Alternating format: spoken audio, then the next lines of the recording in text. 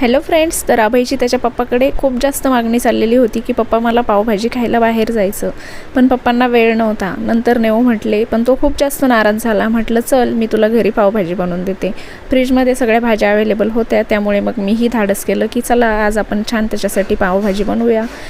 तसं पाहिलं तर मुलांना असे चटपटीत आणि चमचमीत बाहेरचे पदार्थ खायला खूप जास्त आवडतात आणि आमच्या अभयला तर खूपच. त्याला बाहेरचं काहीही दिलं तरी तो अगदी आवडीने खातो आणि घरची जी रोजची भाजी पोळी असती त्याला तो रोज नाक मुरडतो.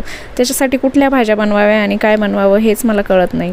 पण मग असं काही वेगळं करून दिलं, पावभाजी, पिझ्झा वगैरे, तर मग तो आवडीने खातो. पण मुलांना हे कळत नाही, जे काही पौष्टिक असतं ते खात नाहीत आणि असं त्यांना अबरसबर बाहेरचं खायला पाहिजे. मग त्यासाठी जर आपण असे पदार्थ त्यांना घरीच बनवून दिले तर ते खूप हेल्दी असतात.